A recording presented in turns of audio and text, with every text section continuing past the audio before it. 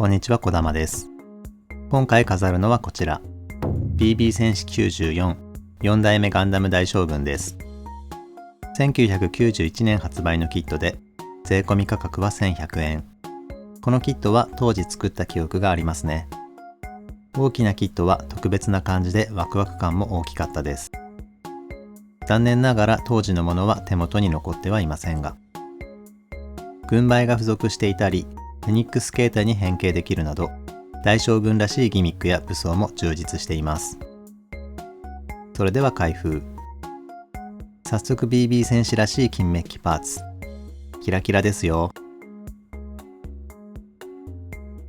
こちらはシールです。なかなかの量ですね。色分けの足りないところはシールで補うことができそうです。それから説明書。もちろんコミックワールドもあり、天下統一編のラストが描かれています。4人の大将軍が勢ぞろいしてますよ。内容物はこちら。ランナーは4枚、ポリキャップが2つ、シールと説明書にスプリングが付属します。それでは組み立てている間に4代目ガンダム大将軍の紹介をします。4代目ガンダム大将軍は前作風林火山編から引き続き主人公の武者アレックスの成長・出世した姿です。アレックスは過去と現在を渡りながら闇軍団の黒幕闇皇帝と戦っていきます。モチーフは名前の通りアレックス。僕のお気に入りノーマルガンダムの子供にあたるんですよね。ちなみにアレゴローはガンダム副将軍のキットに付属しています。いつかアレックスの成長の様子をプラモデルで並べてみたいですね。組み立てたものがこちらです。まずは軽装タイプ。鎧を装備して、いやーこれはかっこいい。完璧に大将軍です。で、大将軍といえば軍配。もちろん手に持たせることができます。それからフェニックスキャノン。ちょっといろいろと干渉してしまうので構えさせるのはなかなか大変です。フェニックスキャノンにはスプリングが仕込まれていて弾丸を発射するギミックがあります。ただ現在再販されているものは安全のためスプリングが柔らかくなっているのでおまけ状態になっていますね。一応ホームセンターなどで似た大きさのスプリングを購入すると当時品のように飛ばすことができます。腰には無人剣。鞘から抜いて手に持たせることができます。兜のクワガタが稼働し、大将軍の怒りを表します。スーパーケンタウロス形態にします。リアレッグを下ろし、ウィングを倒してスーパーケンタウロス。さらに両肩のスーパーオメガキャノンを前方に向けて必殺技スーパーアタック。そして飛行形態スーパーフェニックスに足を回転させ爪を出します。センターフレームとウィングを倒し赤いパーツを回転。フェニックスキャノンは頭の部分を前方に出し武人の盾を取り付け大将軍の胸部に接続。ガトリングを取り付けた肩鎧は腕に設置。完成です。スーパーフェニックス、めちゃくちゃかっこいいですね。サイズもあって迫力があります。ただ飾る分には問題ないと思いますが、バックパックのところとか触っていると接続が緩くポロポロするところや安定しないところがありますね。瞬間接着剤で軸を太くするなどして渋くしてあげるといいかもしれないです。さて、この4代目ガンダム大将軍、このままでもとてもかっこいいんですが、箱の完成見本を見るとだいぶ違いますね。ここから工作をしたり塗装をしたりして見本に近づくように制作を進めていきます。4代目ガンダム大将軍はカラフルなので塗装映えすると思うんですよね。楽しみです。うちにはジャンクの4代目ガンダム大将軍がもう一人いるので同時に制作してそちらはスーパーフェニックスの状態で飾りたいと思います。制作を始めます。まずは兜の吹き返し部分。金メッキパーツなのですが、設定だと中央部分はシルバーなんですよね。このパーツはシルバーメッキにクリアカラーで塗装されているものです。このクリアカラーはラッカー薄め液で落とすことができるので、綿棒に含ませて落としていきます。必要なところまで落としてしまわないように慎重に。やり直しが効かないところなのでドキドキです。こんな感じになりました。いいんじゃないでしょうか。足のパーツ、ここも金メッキパーツなのですが、中央にしっかりと合わせ目ができてしまいます。爪部分には肉抜きもあったりと、気になるところがいろいろあり、悩んだ末メッキを落とすことにしました。まずはクリアカラーをすべて落とします。メッキだけの状態になったら、今度はキッチンハイターにつけてメッキを落とします。綺麗にメッキが落ちて真っ白なパーツになりました。爪の部分の肉抜きを埋めます。使うのはタミヤのエポキシパテ。主材と硬化剤を混ぜて時間が経つと固まるパテです。固まる前は粘土みたいな感じです。そのまま扱うと指にくっついてしまうので、水をつけながら触っています。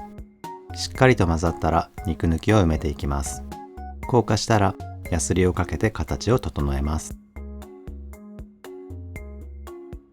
足のつま先部分、設定では V 字の飾りがあります。シールを使うと再現できるのですが、パーツにはモールドも何もありません。できるだけシールは使いたくないので、プラ板で再現します。大体の形に切り取って、ヤスリをかけて成形します。パーツを接着してこんな感じになりました。いい感じじゃないでしょうか。満足です。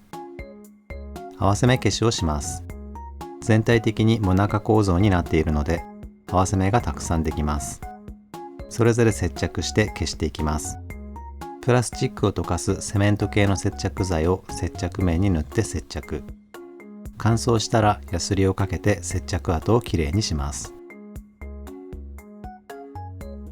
兜の合わせ目を消したのですが、メインカメラなどの部分はヤスリをかけにくい形状になっています。こういうところは形を合わせてカットしたプラ板を貼って見えなくしてしまいます。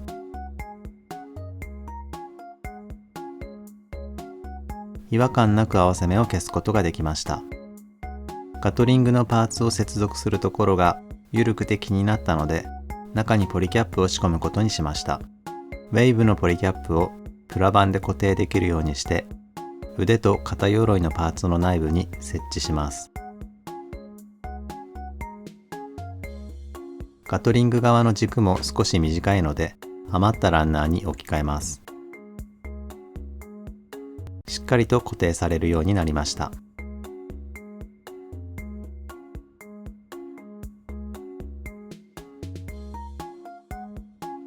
腕のパーツに軸可動を追加します。武器を斜めに持てるようにするためです。腕を可動させたいところでカットして、中にポリキャップを埋め込みます。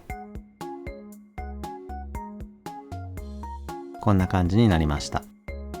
軸には真鍮線を使用しています。これで腕に回転可動を追加できました。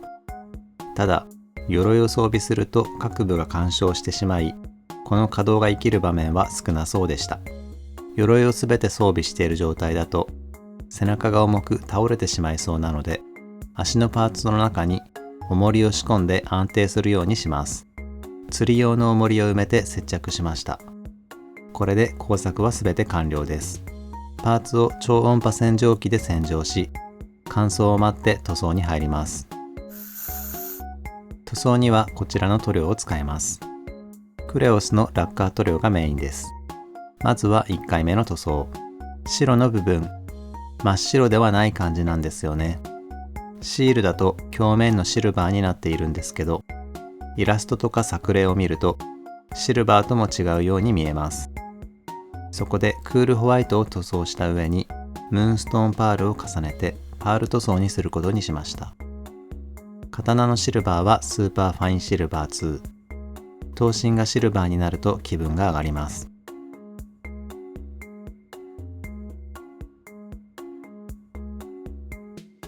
塗装のたびに光沢クリアで塗膜を保護していきます。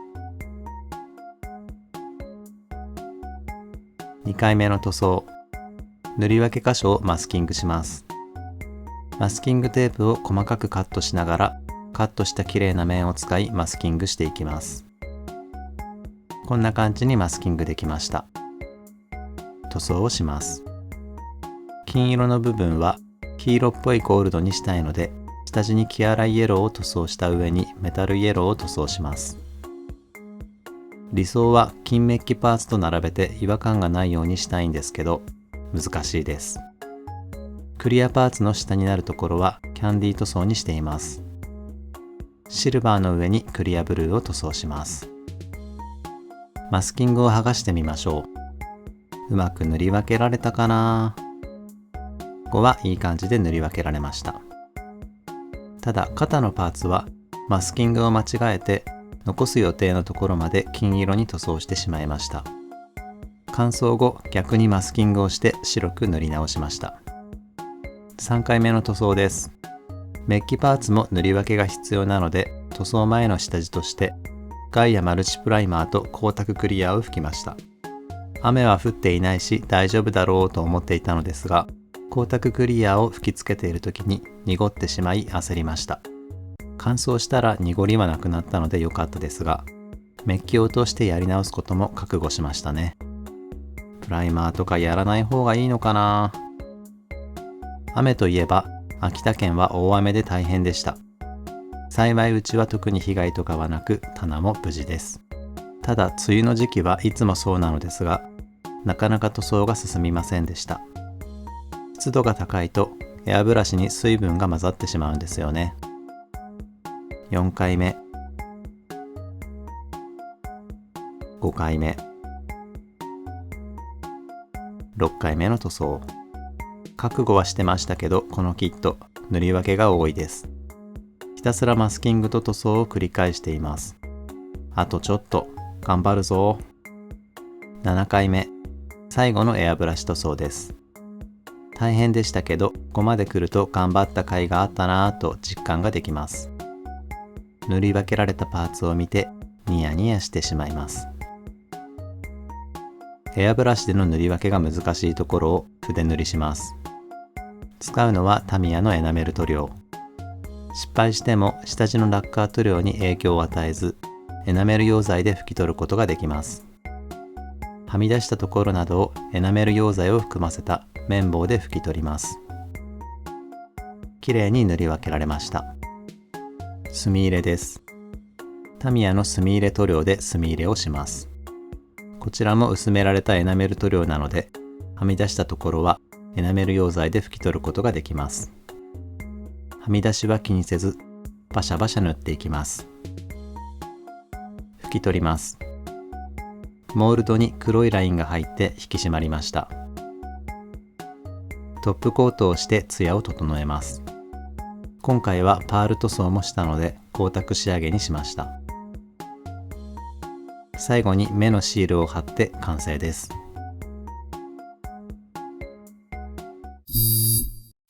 最終組み立てです。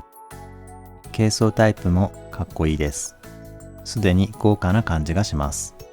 鎧を装備させましょう。おお、大将軍だ。かっこいい。これが欲しかったんですよ。こちらは軍配。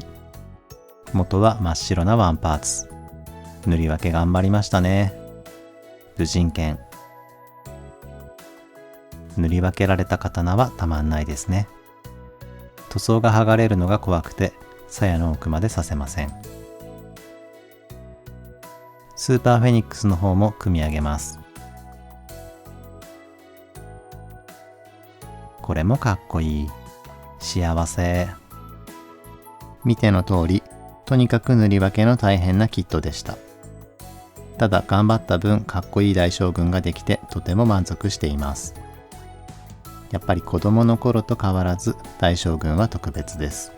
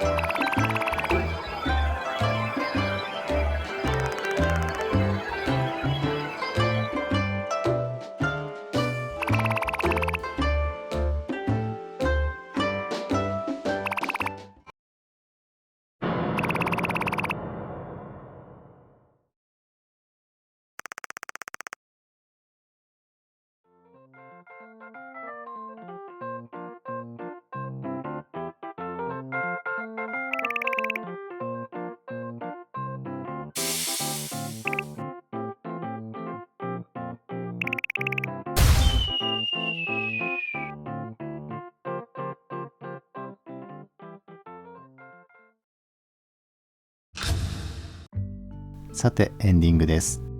前回の動画から3ヶ月空いてしまいました。その間に SD ガンダム関連の新情報がいろいろと出ています。まずクロスシルエットのバンシーが7月に発売しています。僕は BB 戦士版を集めているので未購入ですが、ギミックの豊富なかっこいいキットですよ。それからメッキ版のスペリオルフォーミュラファイナルドラゴンの予約がプレミアムバンダイで始まっています。こちらの発売は10月です。僕は予約済みです。PB 戦士福岡サザビーもプレミアムバンダイで抽選販売がありました。こちらも無事に当選して届くのを楽しみにしています。福岡サザビーは福岡ニューガンダムと一緒にモビリティジョイント版がプレミアムバンダイで発表されていました。ただ現在予約は受付終了しているみたいですね。それからモビリティジョイントの第5弾と第6弾が発表されています。第5弾は WO やエクシアなど、第6弾はストライクやキャリバーンなどがラインナップされています。個人的にはキャリバーンが気になります。水星の魔女で SD キット化されているのはエアリアルだけなので、他にもいろいろ展開してほしいですね。ストライクも好きなモビルスーツなので、6弾は個人的に気になるラインナップです。プレミアムバンダイでは無限ガシャポンなるものが発表されています。